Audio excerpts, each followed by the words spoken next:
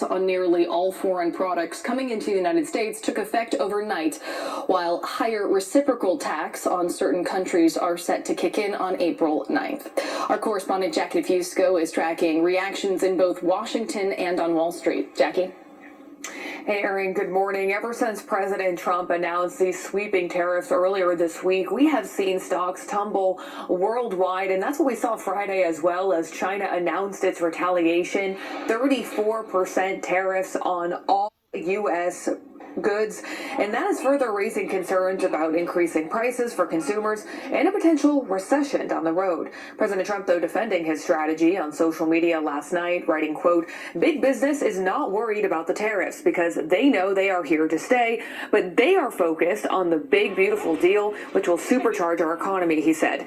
Those comments as the U.S. Senate stayed up late last night debating Republican budget blueprint that will set the stage for the president's broader agenda. That includes extending and potentially expanding upon the tax cuts from his first term, which Trump has said he wants to pay for in part with revenue from tariffs.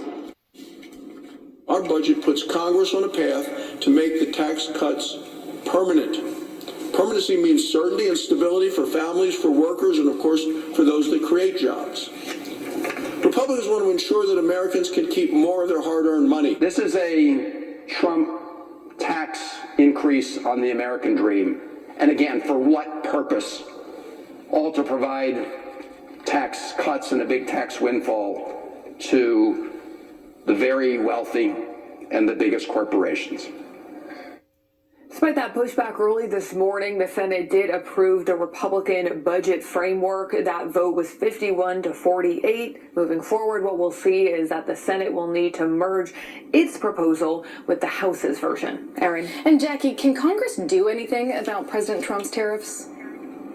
They can try, Erin, and what we saw this week is that some lawmakers on both sides of the aisle supported measures that either aim to roll back some of President Trump's tariffs or to require congressional approval of import taxes moving forward. Now, keep in mind, Republicans do control the House and the Senate, and it seems unlikely that they may push back on Trump in this way. House Speaker Mike Johnson has indicated recently that he is unlikely to allow a vote in the House on a resolution that passed in the Senate earlier this week that aimed to nullify President Trump's tariffs on Canada specifically. And then the Senate Majority Leader Dwn4, for his part, has said that he's giving the president the benefit of the doubt and that he believes this could be an avenue for better trade deals with countries that are targeted by these tariffs, Erin. Jackie, appreciate your time. Thank you. Governor Gavin Newsom is asking global trading partners to exempt California from retaliatory tariffs, saying President Trump's tariffs don't represent all Americans. He says, quote, "California remains a stable partner," end quote. Now to a developing story. A Venezuelan man seeking asylum came to Sacramento to tell ICE his new address. Instead, he was taken into custody. KCRA3 spoke to the man's fiancée, who says it's been more than a week since she last spoke to him. They drove from Siskiyou County to Sacramento County for an appointment with Immigration and Customs Enforcement. He was taking care of a very simple administrative issue. After 5 hours, his fiancée says an ICE officer informed her they had detained him.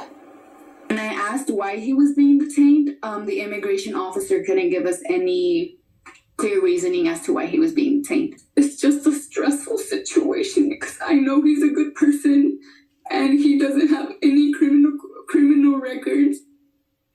She says he is in the U.S. legally with a pending asylum case, and his next court date was scheduled in Chicago for 2027. KCRA3 reached out to ICE and asked why he's being detained and the status of his immigration case. We have not received a response back. We'll have more on this story in the next half hour.